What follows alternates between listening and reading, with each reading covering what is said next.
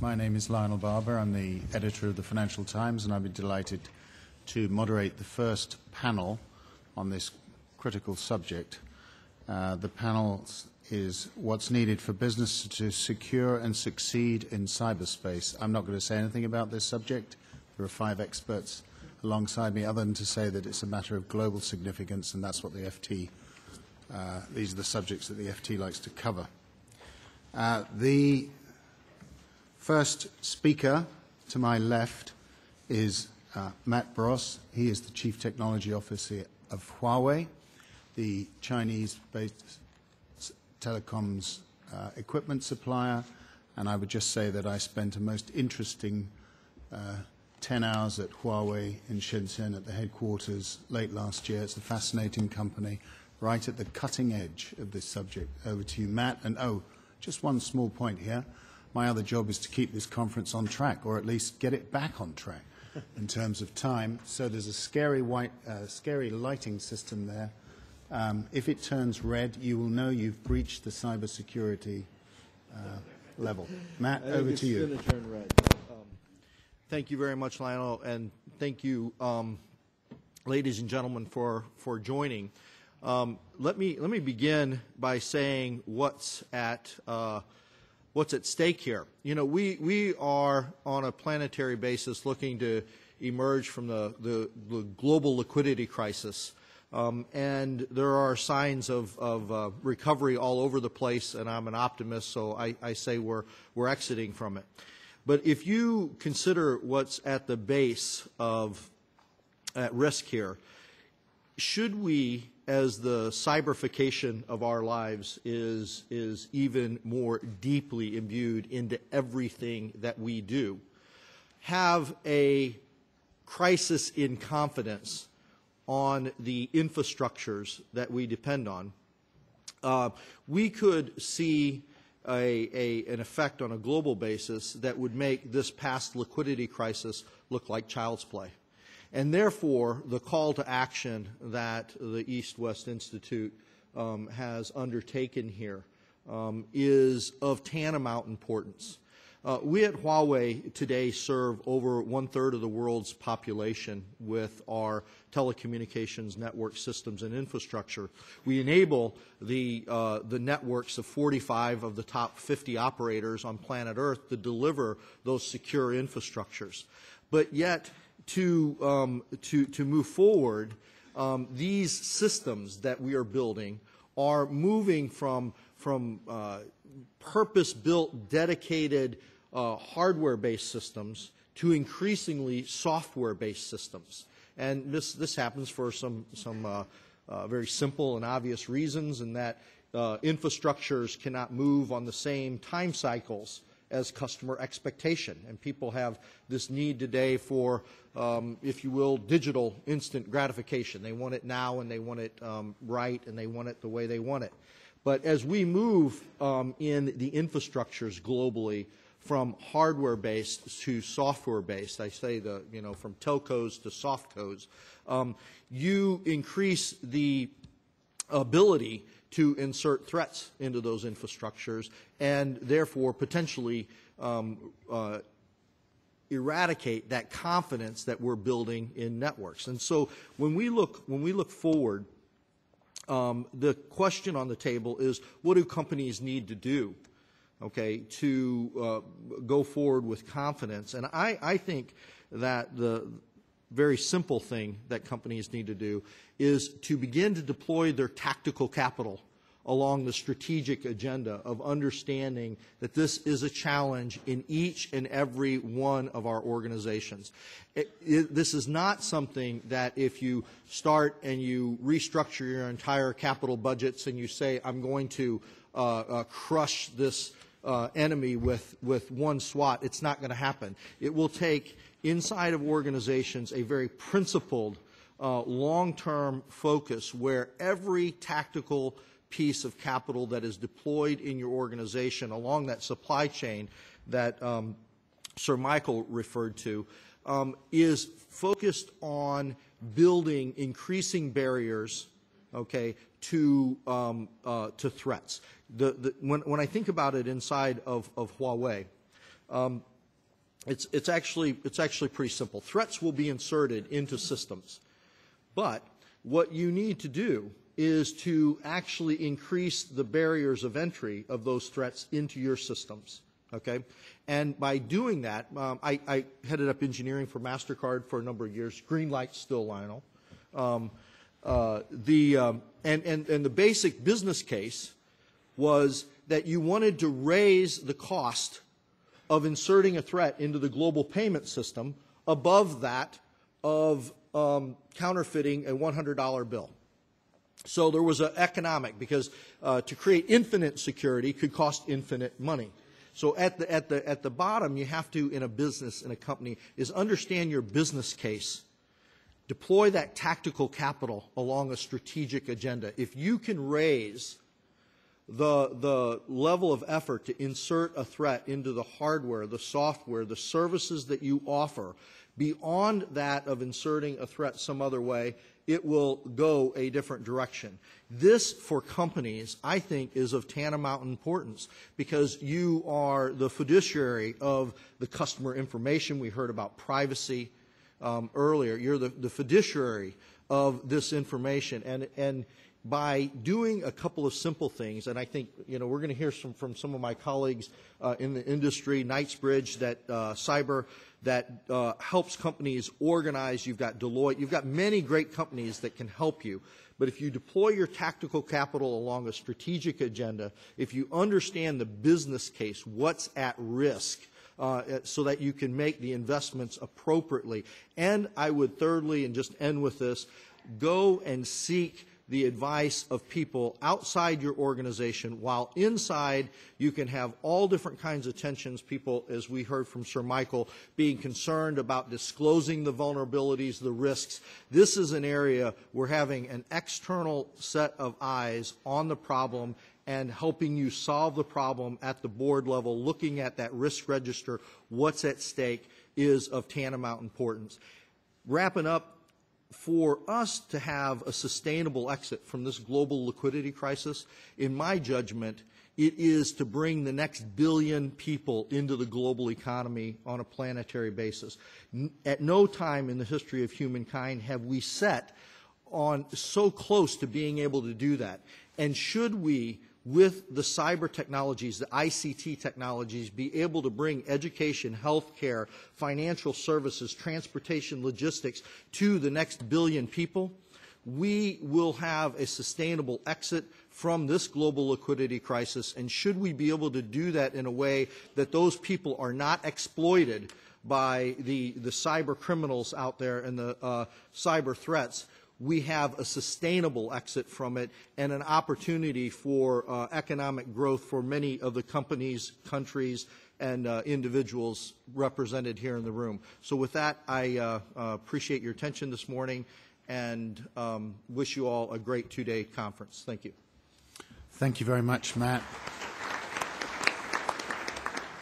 for that disciplined intervention. Thank you. I'm literally green with envy. That's a bad joke this early in the morning.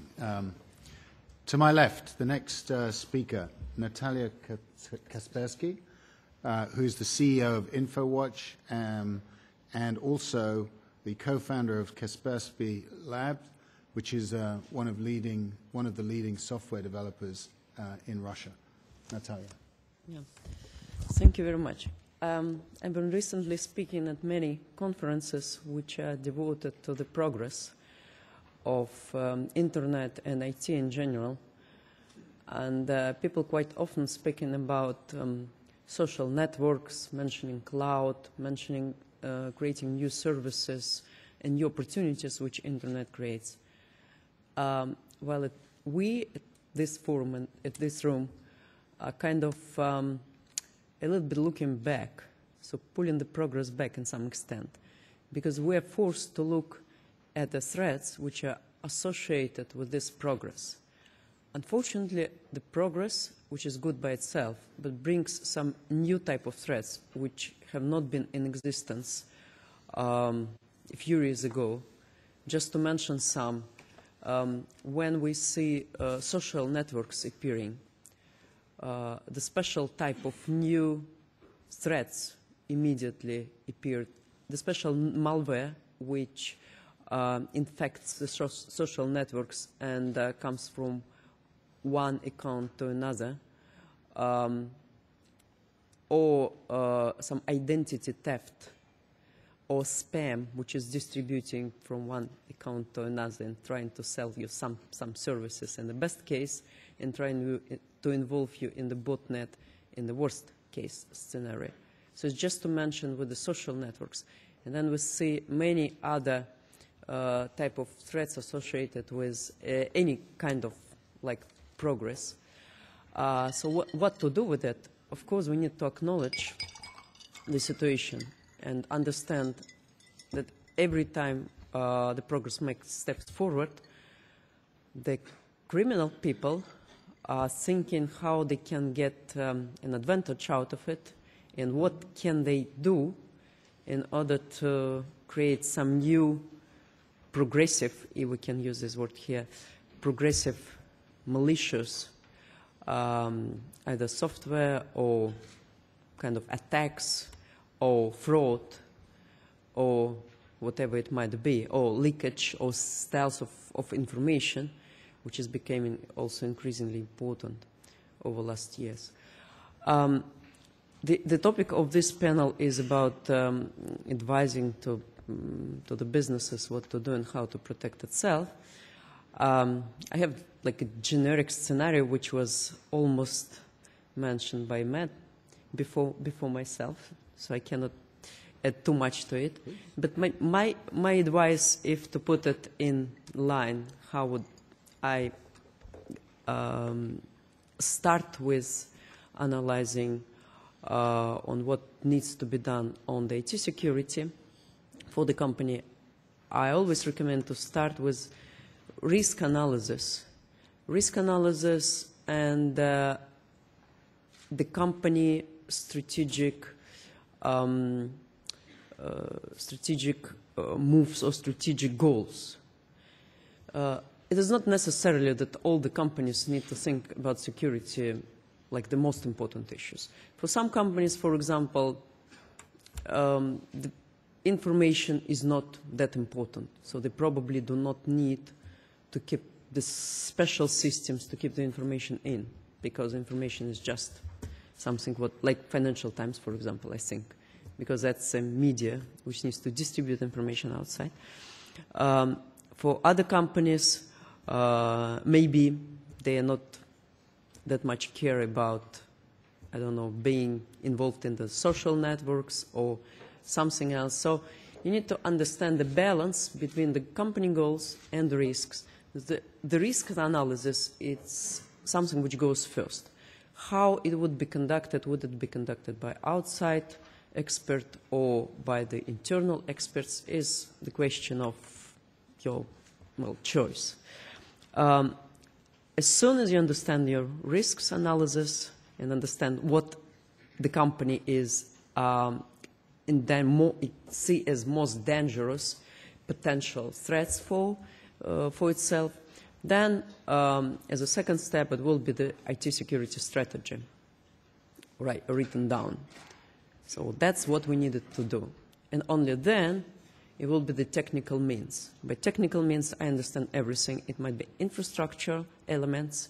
It might be integration with general security, things like protection for the doors or entrance and company or employee places. It might be something else. It might be antivirus software. It might be anti-leakage software. So whatever the company considers relevant according to the strategy. And then, last but not least, the system of monitoring should be installed. Monitoring on how the security, all this software, hardware, whatever elements are working. And this system will give a notification to the security officer or whoever is responsible for security, what's wrong with the organization, what should be corrected, which element is in failure, and which elements need to be changed, etc. And then, of course, Once we establish the strategy, next day after we did it, we need to reconsider it because the threats are changing and the situation, landscape is changing. So we would need to constantly monitor our strategy.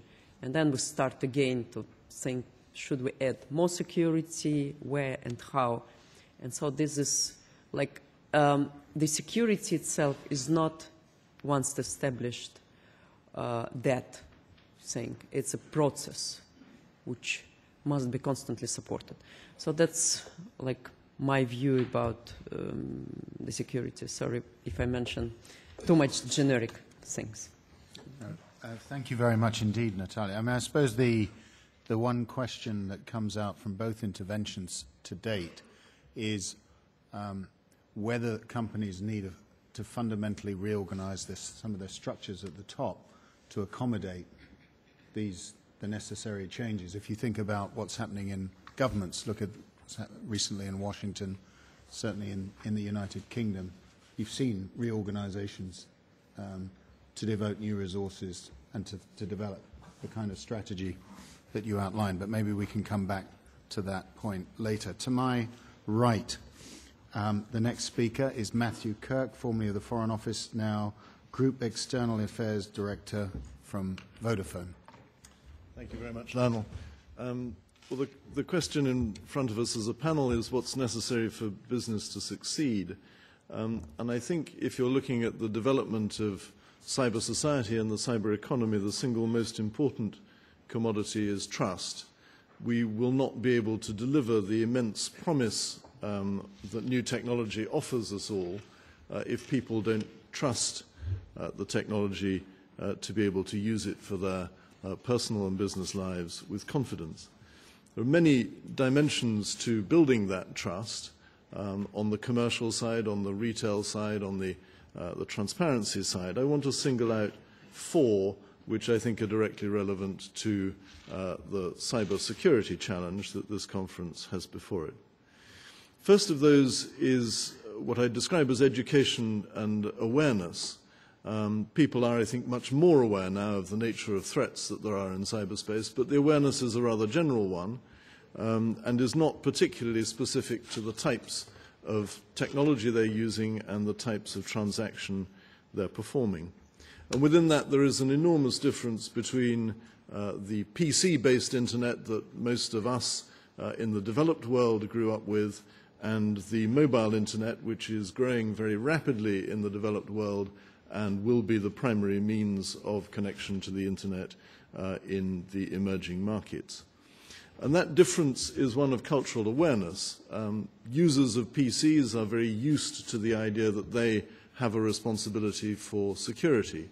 In the mobile world where Vodafone predominantly operates, the way in which the mobile industry built up, it was a reasonable presumption on the part of most of our consumers that the network would look after their security because the system was vertically integrated. With the arrival of smartphones, which connect to many different networks in many different ways and use lots of different kinds of software to do it, the network can no longer provide that level of assurance. And I think one of the challenges for us is to build that same level of awareness of the personal responsibility for security in the mobile internet world as already exists in the PC internet world, and then to take it to the next level, as I say, to address the specific challenges and the specific threats of individual systems and technologies.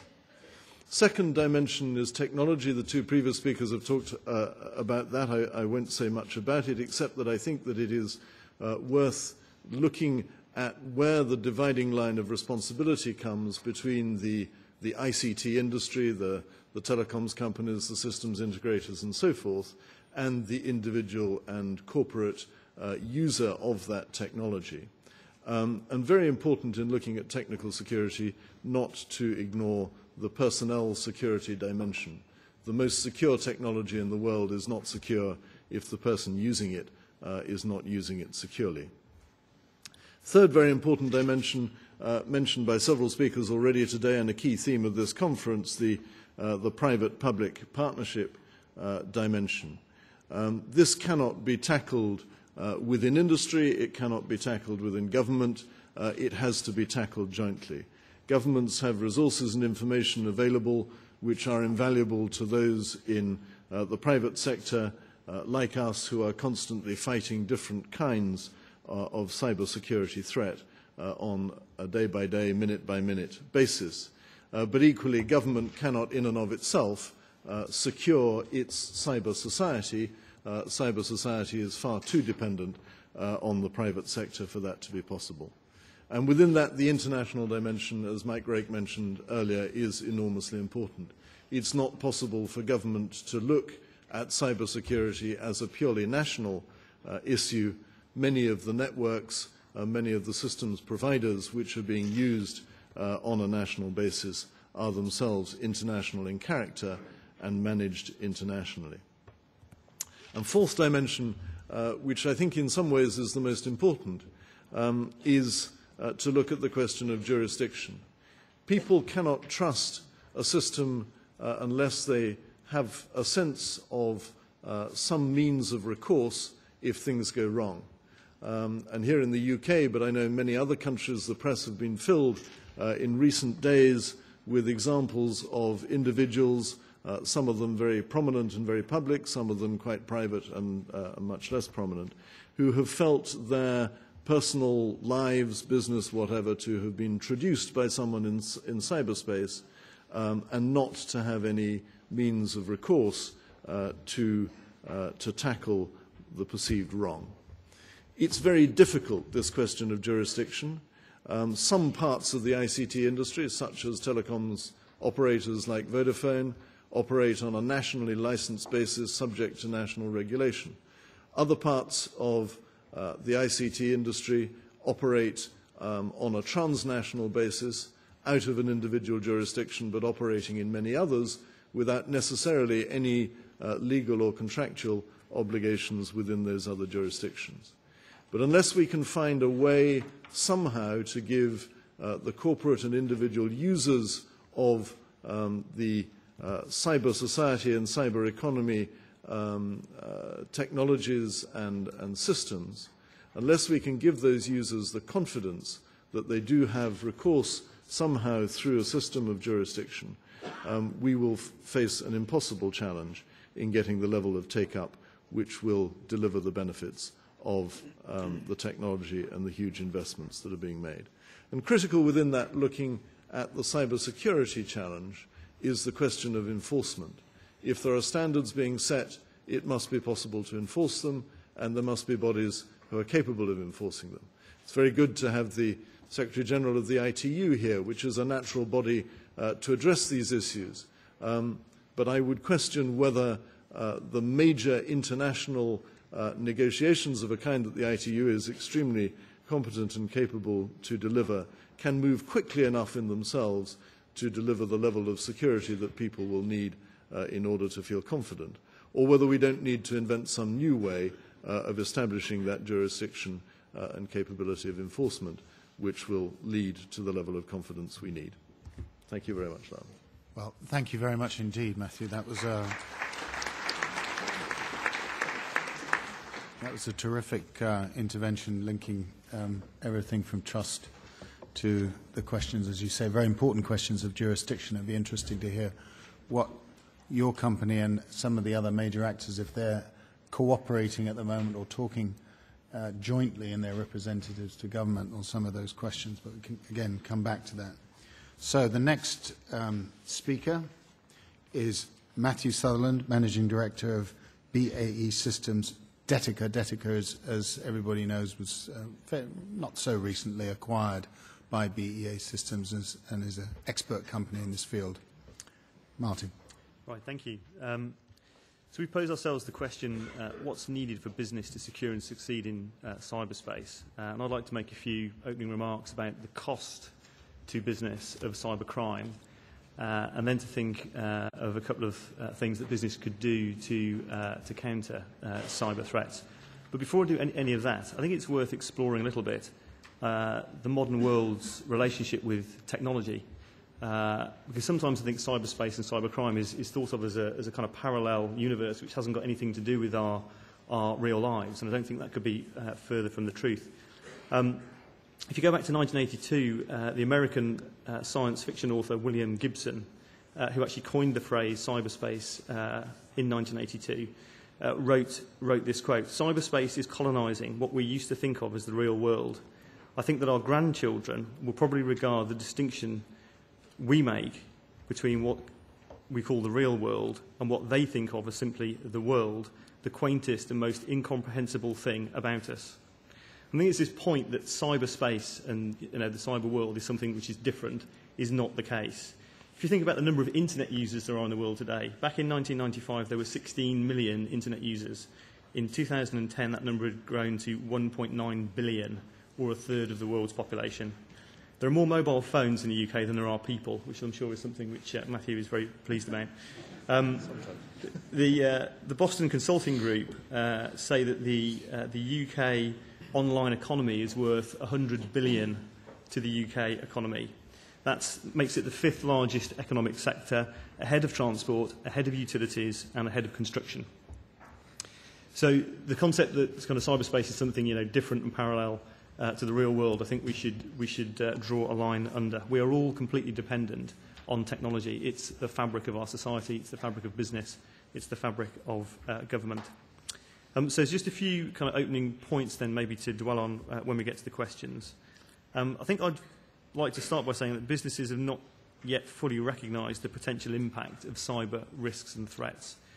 We wrote a report, which I've got a copy of, with the Cabinet Office earlier in the year, that looked at the cost of cybercrime to the UK economy.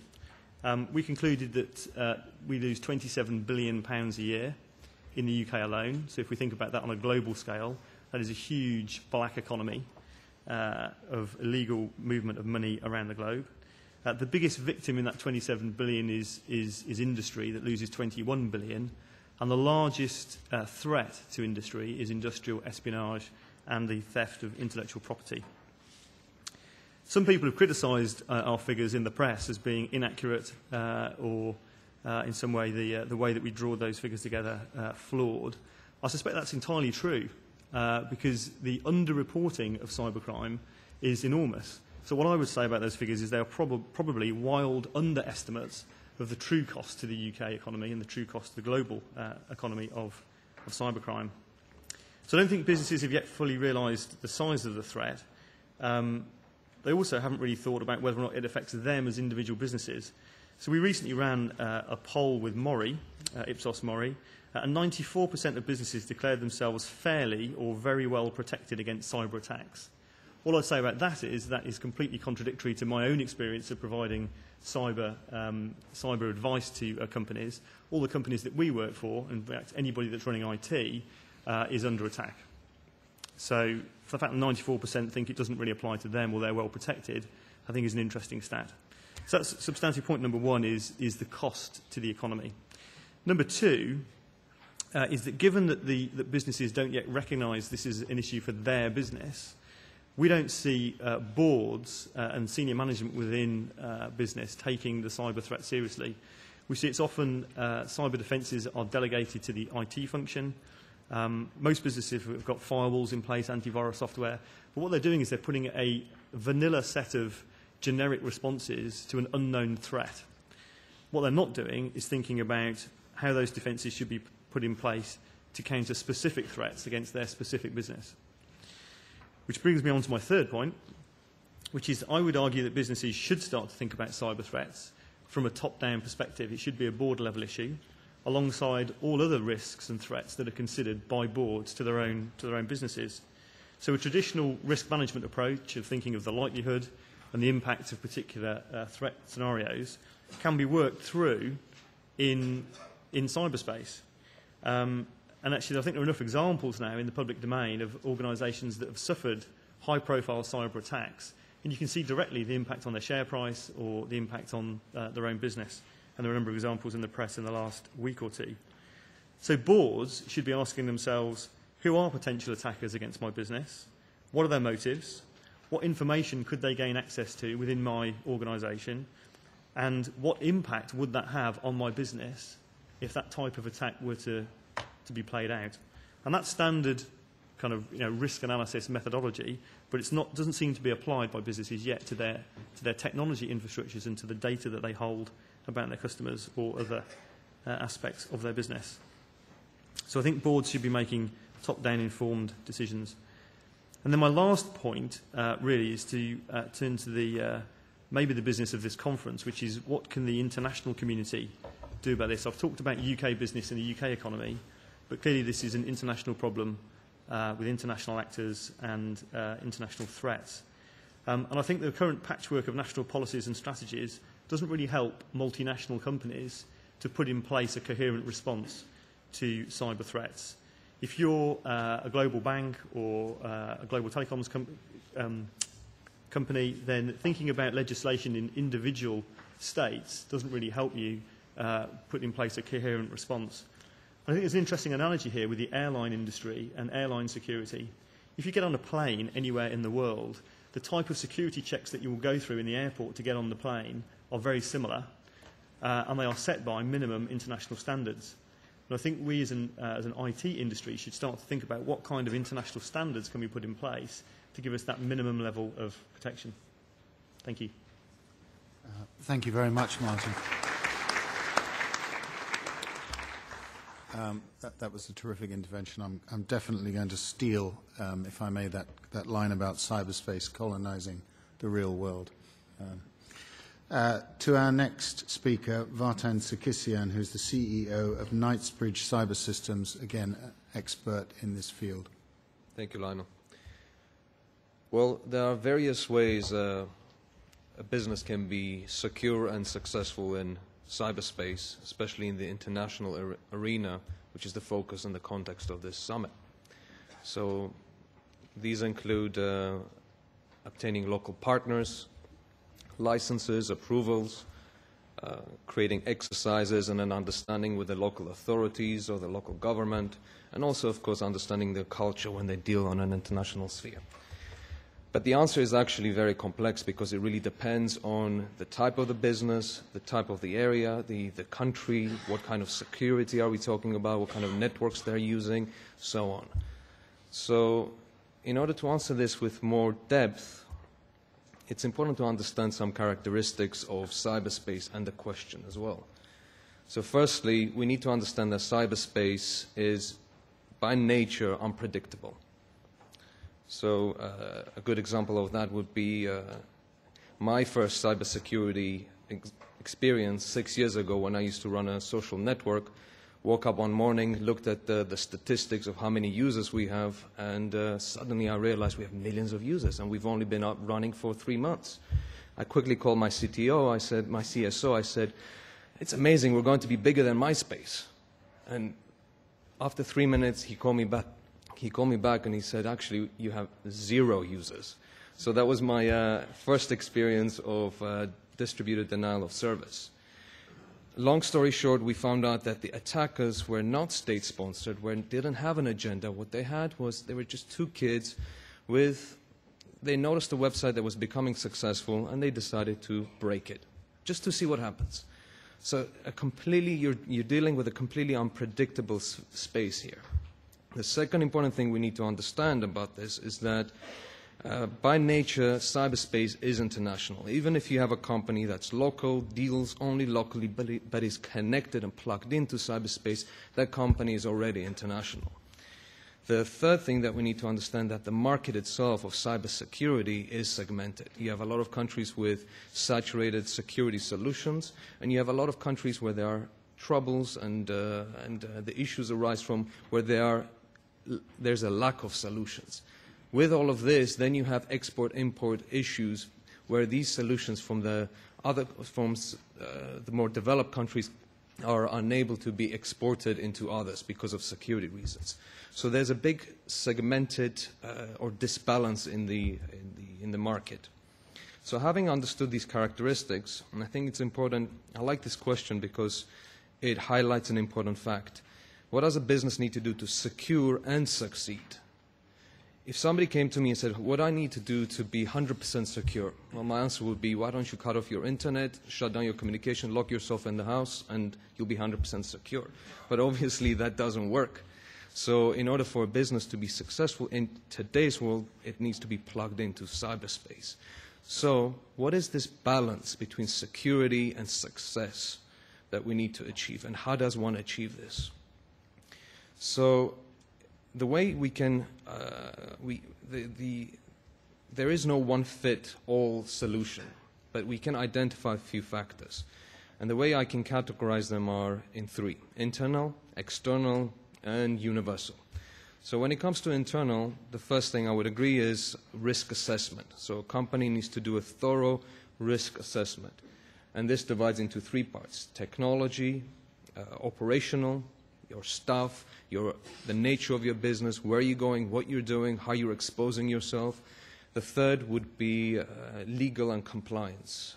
So the jurisdictions in which you work, what kind of policies have you set in place, and so on. So you need to understand by risk assessment the origin, the type, the criticality, the timing of all the risks. Once this is understood, I would agree with Martin then that you have to set in place IT governance that's aligned with corporate governance. So far, IT and security departments have always seen as this admin department that deals with the internet and network, and that's it.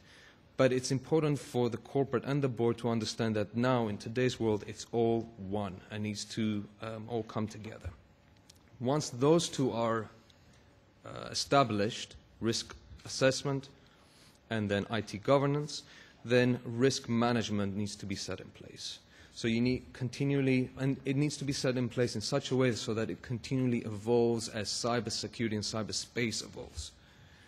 So you need to integrate it with your business. You need to have the right teams. Also need to understand how this impacts your customers, partners, and clients.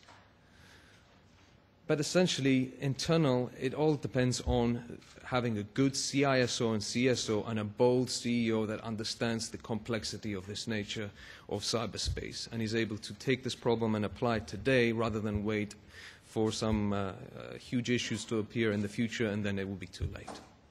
So moving quickly on to the last two, external solutions.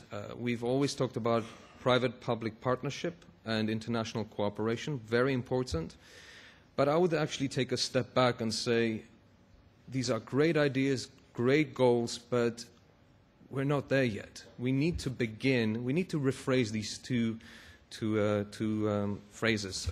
We need to say private-public communication, because there isn't even adequate communication happening between the private sector and the public sector. So the first focus should be private-public communication and international communication. And organizations such as the East-West Institute are taking a lead on this, creating these breakthrough groups, these summits, which are a very good example. So I would advise businesses to take an active role in these groups, in these summits, in these discussions, because communication is the #1 step in achieving security and success in cyberspace. So moving on to the last, the universal element, I would categorize these in three. The first issue is that we don't even understand the value of cybersecurity or the value of the threat and vulnerability that exists today. We need to understand all the billions that are being spent in cybersecurity, how much value that generates, how much security it actually provides. It's a very important thing. So there are exercises, for example, today at about 1 o'clock, there's a breakthrough group for measuring the cybersecurity problem. This is an important start to understanding where the issues lie and how a CEO can value this issue. How a CEO and a CISO can decide if my problem is costing me $100 million, therefore I should be comfortably able to spend $10 million to safeguard it. The second thing is information sharing. A lot of companies are safeguarding their information, are not disclosing it. Everybody is getting attacked, but nobody actually wants to share this information because They are afraid that their stock prices will go down, it will affect their customer base and so on. So exercises need to be set in place to allow anonymous information sharing for all businesses in order to gather value. And the last thing I would say would be the actual economics of cybersecurity, which is an interesting topic. We still don't have a market. We don't know, because we don't know how to value these things, a company or CEO is unable to determine again how much they should be able to pay for a security service. So, thank you. Okay, thank you very much. We're right back on time. I'm going to invite each member of the panel to offer any observations on what they've heard. There are dozens of interesting points to date. But, Matt, would you like to... Well, I heard some consistency, which was interesting in that understanding the risk to the enterprise in terms is woven through every discussion. Having the right advice, I think, was woven into every discussion. One of the things that jumped off the page, Lionel, and you brought it out, was the governance inside of organizations, which I think is of tantamount importance. Most organizations are pleasantly confused about the real risk to their business. If you deal in trust, okay, and the confidence of your customers to deliver or to protect their identity, their personality, their financial information, I think we heard across the board that is the thing that's at greatest risk here, is that trust. So from governance structures to risk registers to the right investment strategy to having the right governance within the organization becoming kind of themes I heard out of the discussion. Well, let me just pick you up on that. I mean, does that mean that the CTO is now going to be the biggest beneficiary of these changes, just like the CFO was the biggest beneficiary after Sarbanes-Oxley? Well, I think that the biggest beneficiary ought to be the customers. Of course, but okay. I'm talking about resources in a company. Chief Technology Officer is going to be much more important than, say, 5 years ago. Well, I mean, it's good news for you, Matt. Well, yeah, okay, thank you, Lionel. That work feels good. No, I actually don't think so. Okay, I think that in the organizations, it is more about the resources that go into IT than it is necessarily, and there's certainly a blurring between CTOs and CIOs in organizations. But if I said where the implementation and execution exists is more in the IT side of the business. However, pointed out by Martin, this needs to raise and not be a project inside of the IT organization. It has to be managed at the board level, which in many cases I don't think it is. Natalya, any thoughts, observations? Well, I noticed that amongst consistency, there was one interesting thought, that companies actually underestimate the threats, and quite often they don't even know what are the real threats. And even if they do, they try to hide these facts and not to disclose it. So they rather put the problem in the closet or try to hide it in some ways to make the problem worse. So it must be some kind of education or an open resource. I agree with Vartan about it, that we need to create maybe some anonymous service where the companies could disclose this information under anonymous. Because, for example, we're working in the data leakage space. And even to get a reference from a client is a big problem, because clients do not want to disclose any reference that they even use the data leakage software. Not to say about the data leakage itself. It could only leak into the press by chance, and if it did, or they obliged to do it by law, but if they could hide the fact, they will. That's for sure.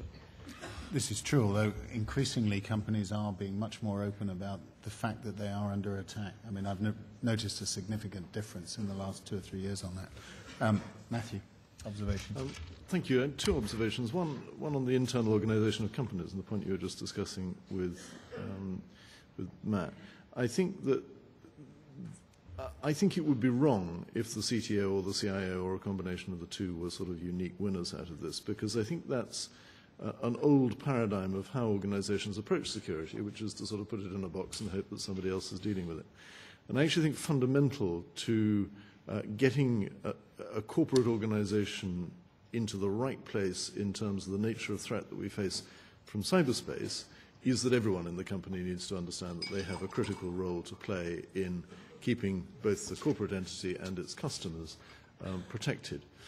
Leads on to the second observation, which is about, and a bit the question that you sort of half asked me at the end of my first intervention about where we are with our peers in the industry and with governments. And on that, I think there is an increasing recognition, clearly, of the nature of threat. There is an increasing recognition that nobody can resolve it on their own. There is an increasing recognition within the ICT industry and those in government who are interested in cyberspace that we need to build confidence in using the possibilities that technology now offer us, and we can only do that if people don't feel too great a sense of threat. But I don't think we've yet got to a point of any common understanding of how to go about doing that. And I think governments are still reaching slightly in a national legislative way for answers. Companies who are used, whether they like it or not, to being regulated, like my company is, see regulation as a potential answer. Generally, we're very against regulation, but in this area we think that regulation could actually be helpful in terms of creating a level of confidence. And companies, particularly some of the very exciting new internet service providers who are enjoying the incredible freedom that the internet offers, are understandably very nervous and very cautious about starting to see themselves shackled by national legislation and regulation and what that would do for the dynamism and innovation of the internet. So I think we've got a way to go before we really build a sort of common consensus among those who all share a common objective of making this succeed as to what the right direction is. Thank you, Matthew. I'll try to keep away from the old think about winners and losers in companies. You might want to mention that to the Pentagon when the creation of the new four-star general anyway, but Martin. Well, to pick up this point about sort of throwing money at the CIO or the CSIO and them being the biggest winners in the company, I think that's the old way of doing it. So I think that's just throwing money at the problem. And I think the question actually is how much money should you throw at the problem? So the point that Matt made, which I think the point you made was in Visa, you had enough security such that it was harder to defraud Visa than make a $100 bill. I think that's exactly the point. Business needs to understand what is the business case for the security they're trying to put in place. And I wouldn't delegate that responsibility to the CIO or the CSIO. I'd give them the implementation plan at the end and the money to implement what needs to be done. But it's a corporate governance issue. It's a board level issue. What is the business case? And I suspect if we talk to some of the high profile companies that have been attacked in the last few weeks and ask them how much money they would now like to put back into their security budget, it would be a different answer from the one they gave you 2 or 3 weeks ago. Thanks very much. It was MasterCard, by the way, just in case anybody's sponsoring the conference. Vartan. My observation, I think, Lionel, it all breaks down, it's a question of changing leaders' mindset and culture, because there has always been a struggle between the CEO and CISO, CTO, CSO. The CSO always wants to, well, in my case, from my experience from my companies, my CSO always wanted to spend money to secure the company, and I, as the CEO, always wanted to save money. So there was a constant battle. So I think the fundamental issue lies in changing the mindset of corporations and businesses and the culture. Because at the end of the day, attacks are global, but solutions and the mindset is still very local. So I think information sharing, communication, and changing the mindset and culture of businesses is what we are all arguing here for. Good. Thank you. Perhaps one last question, very quickly, though. I mean, it's a big one. Everybody's agreed on this panel that you can't solve or begin to solve these problems without a better cooperation between public and private. So if there was one specific, I'm just going to ask Matthews because he's got a lot of experience in this field, one specific concrete initiative apart from, to improve that, to smooth the cooperation, what would that be? Well, I think it actually picks up on something that Vartan said earlier, and Mike Rake referred to an initiative the British Prime Minister started earlier this year to try to pull together the major players in the private sector and the public sector looking at security.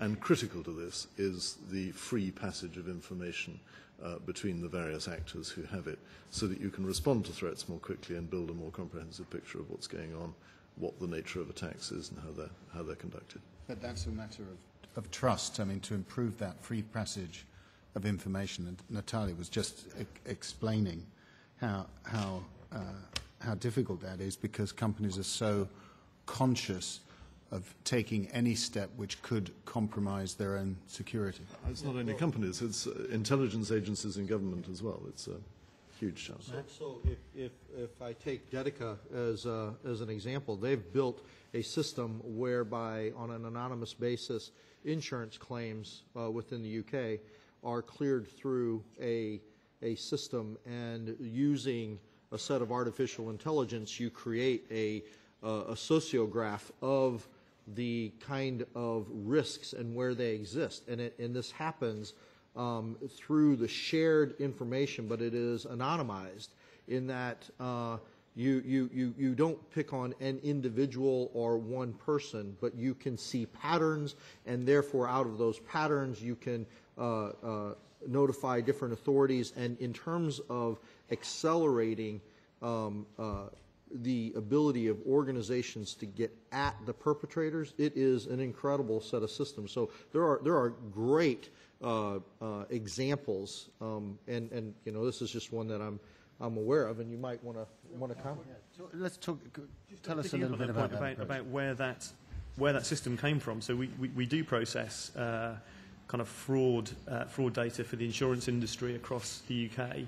But it was actually the insurance industry that came to the conclusion that there was so much fraud within their industry that pushing it around from one company to another just wasn't going to work anymore. And they had to create something across the industry to look at fraud kind of writ large. Now, I think there was a very clear business imperative and business driver for the insurance industry to do that. They were losing a lot of money. The customer was suffering by their premiums going up. And they had to do something, kind of at a kind of industry scale. Well, I think cyber is maybe a few years behind in terms of its maturity of thinking, but we need the same kind of construct. We need information sharing between industrial players so that they can share kind of threat information and the types of attacks that they've suffered. And then to the point made here that we need to share between government and industry, signatures and threat profiles and so on. But it's about raising the bar across industry and government. And in terms of the cooperation between your company and, say, the intelligence agencies, I mean, would you say that that's good, getting better, very good? I don't think it's about my company in particular. I think there's a need for the sharing of information about the types of threats that organisations face. And I think it's not necessarily just the intelligence agencies, it's the whole of industry globally that has a wealth of information about the types of attacks they're seeing. And at the moment, people tend to keep that private. People don't come into the public domain and say, this is the type of attack I've seen. There can be secure ways of sharing that information and therefore raising standards across the globe. Just very quickly to add to that, I think one of the real challenges here is that companies are understandably not used to sharing information with competitors. And actually critical to this is building systems which allow that to happen without a company seeing a competitive disadvantage through it. There shouldn't be a competitive disadvantage, because if you clean up the system overall, the field for competition should be better and healthier. But the initial reaction of most people in a company is that the last people they're going to share information with are their closest competitors, who are actually the people that in this area you most need to share the information with, because that's how you build a sort of comprehensive picture. Natalya? I just wanted to mention from another point of view this issue of information sharing. Actually, antivirus companies are gathering the information from the computers, so they are able to detect when, how, and which attacks happens everywhere in the world. And for example, Kaspersky has a Kaspersky network set up, which gathers information from each computer, which allowed to antivirus to send this information to our virus lab. So this kind of automatic tool, but we actually ready to share this information with anyone who is interested. Maybe there are not so many interested organizations who would like to see. While the information is quite interesting, like one attack is starting, I don't know, somewhere in that particular city near New York, and then we can see that how this explosion goes to different places. So some of companies, by knowing this fact that this was a significant attack, could make some prevention measures. The question is just this information is too technical to be shared. So there should be some certain level of technical knowledge from people who get this information in. But it's also a source. I mean, theoretically it's a source when antivirus companies could also spread their researchers and their online set to all the companies, all the people, or government, at least. Thank you very much. I think it's probably time to wrap this session up, and I'm not going to try to sum up the many important points other than to say this threat that we face today is obviously more serious and more immediate, and it requires definite, clear, concrete steps by companies to improve their own internal setup, strengthen it, to match that threat. It's going to require extra resources, and it's also going to require, has just been said, a degree of cooperation between companies and a new level of trust, which we, again, are not familiar or necessarily comfortable with. I'll certainly bear that in mind at the next board meeting of the Financial Times. So many thanks to all our expert panelists. They've kept to time. The light is just turning to red, so I'm going to stop. Thank you very much.